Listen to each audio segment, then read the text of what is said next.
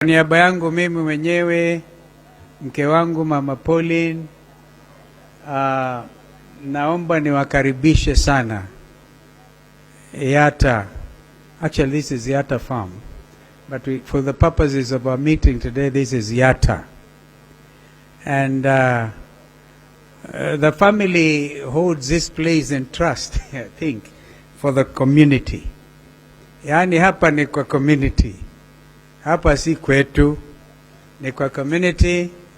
And this is why watu wa Kenya walishangaa walipovamia Northlands, wakaiba kondoo ya Mama Ngina na wakachoma a forest, which I'm quite sure for purposes of environmental challenge this time.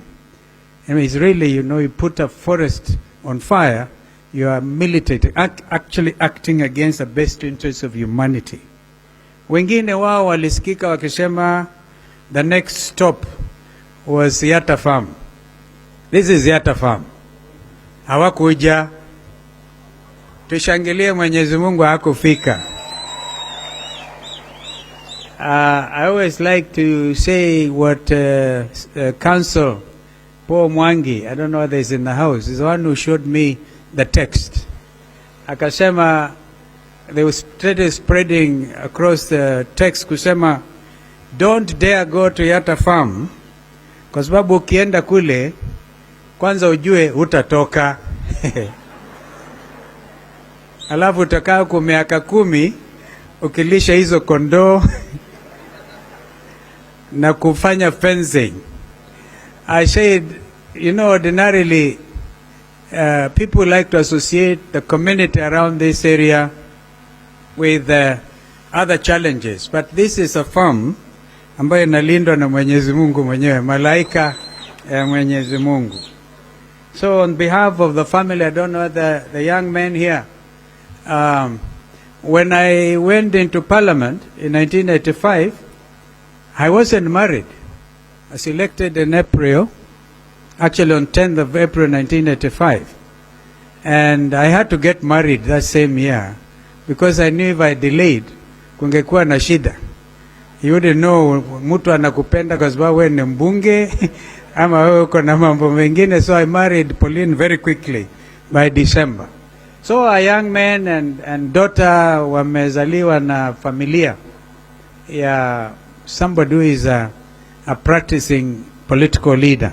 I don't know whether Kennedy and Kevin are here. Is Kevo there? Kevo? Just join me, Kevo. Just come over. Kevo, we thank God for what he has done for that young man.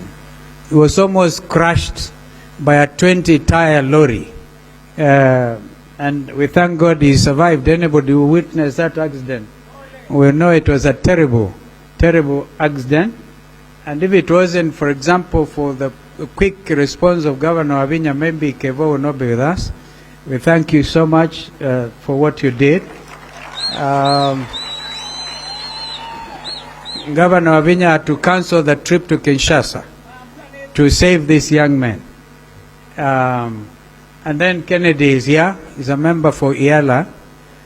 These are my clansmates. The younger one, Klein, is not here today, but he's, I'm sure, following these proceedings. And so also their sibling daughter, Moito Damari, out pursuing her studies in the UK. So on behalf of Pauline and all of us, tunawakaribisha. Thank you so much. Thank you. I don't know whether anybody want to say anything. Yeah, thank you so much. Munaona nimeanza kuwa kazee. Pana chezea mimi. Musinichezee. And so, this place, exactly where you are, is important for me to point out because a lot of people have said things about this place. This portion, which touches a thicker highway, was bought by this family from a lady called Janet Chirchir, a widow from Kericho who had been allocated 100 acres. And below kule kwingine from a gentleman called David from, I think, Major Langat, who is also a gentleman from Nakuru. And this is in Ukambani. I thank Charity Ngilo because when she was Minister for Lands, she clarified these matters. So all the family did was to make sure tuweke to kuta mikana Ukamba ndukalikilwe mbewapo.